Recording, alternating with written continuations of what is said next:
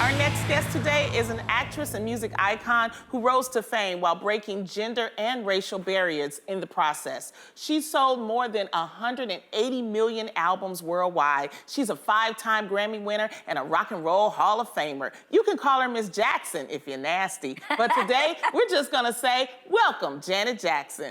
Welcome! Hi, Janet. Hello, we are so excited to have you on the show. Okay, so we have so much to discuss. I'm gonna dive right in. We read that you recently went unrecognized when shopping in London. How is that even possible? Well, it was a small shop, a little floral shop, and we were shopping for Christmas ornaments. And there was nobody actually in the place. But then there was a couple of people that came in, and if you really want to make yourself kind of hidden, you can without anyone really noticing you. So that's what I did. No big deal. I love that. See, proof. Yep. It can be done. Janet, compared to earlier in your career, do you think women in the industry today have had an easier time expressing who they really are? I definitely do. I mean, we did back in the day, but it's more accepted today. There's much more freedom, and I'm glad they have that. It's evolved, you know, and it will be ever evolving. Well, I really believe that your bravery had a lot to do with that. For sure. So many artists and people in general look up to you, Janet. But who do you look up to? Who inspires you? There's so many people. Obviously, aside from my brothers and sisters, when we talk about musical artists, there's obviously the whole Motown group, family. And you have my cousin Stevie even. He was a huge inspiration to me growing up and listening to his music. And then there's Brazilian music. I love Gilberto Gil, João Gilberto, Caetano Veloso, Costa, Jobim. That was a big inspiration for me growing up. Sly and the Family Stone. There's so many guys, I can't even begin to tell you. Even classical music from my sister Evie when she was a teenager. That's how my family got into listening to classical music. Wow, I'm gonna take that list and go listen to all of those people who have inspired you. Some of them we haven't even heard of. That's incredible. Yep. Now, your son, Issa, just celebrated his 5th birthday. Oh. How is he doing? Thank you for asking. He's well, he's great. Okay, Janet, we are so excited about your highly anticipated self-titled documentary coming out on Lifetime and A&E. Why did you decide to put out the documentary at this point of your life and career? Well, I've had such a wonderful career, and I'm so blessed, and I had the opportunity to tell my story as opposed to someone else telling it for me. So why not? So Yes. that was a nice time. Yeah. You and your brother Randy are executive producers on this project. What was it like working together? You have to know when to wear your brother and sister hat and when to know to wear that professional. But it was good because Randy has my back. You know, he's my brother and he's always gonna look out for me. So that was great for me. You know, Janet, how are you feeling as we get closer to the release date? You know, I feel good. I'm in a great space. I just hope everyone enjoys it. And I don't know, you guys embarrass me with that question. No, we're just so excited. So Yeah, and we are super excited because we have a clip from your new documentary. Let's check it out, Janet Jackson.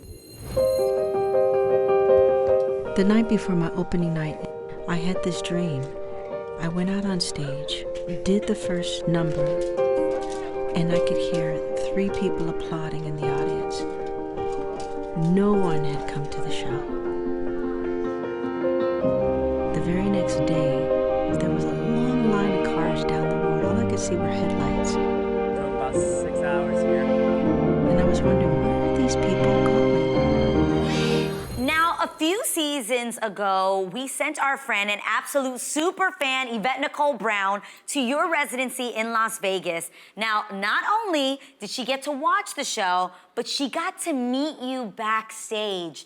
So obviously, we couldn't have you with us without bringing her back. So joining us now is Yvette Nicole Brown.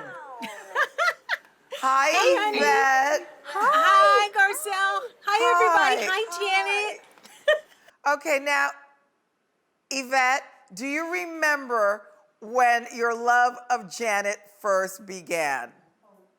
Absolutely. I was watching Good Times, and it was the first time I'd ever seen myself on television.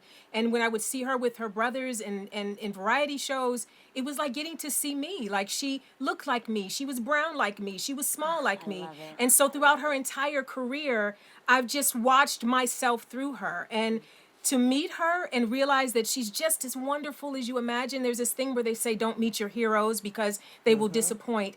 Janet does not disappoint. She is as kind, as beautiful. She smelled as good as I thought she'd smell. Like, she literally was everything I ever thought she would be. And I want to say this, every single Jackson family member I've been blessed to meet since then is the same. Katherine Jackson raised some beautiful babies, and they're raising beautiful babies. They're just good people, just good people.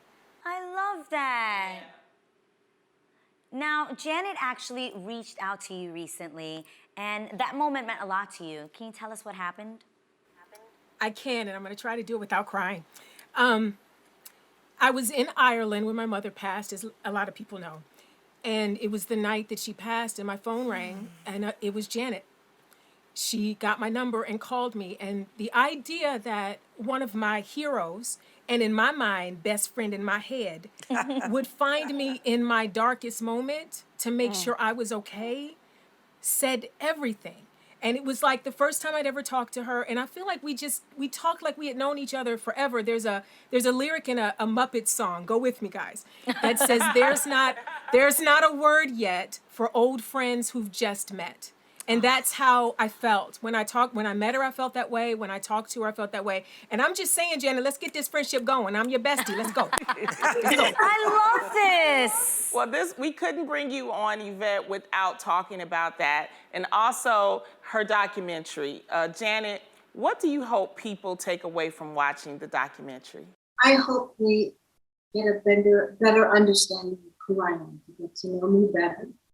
And I hope it's inspiring for them in one way. I'm sure we will be. Yvette, thank you for stopping by. And Janet, thank you so much for hanging out with us today. It was such a pleasure and an honor chatting with you. Janet Jackson is a 2-night, 4-hour documentary event premiering Friday, January 28 and Saturday, January 29 at 8, 7 Central as a simulcast on Lifetime and A&E. Trust me, you don't want to miss it.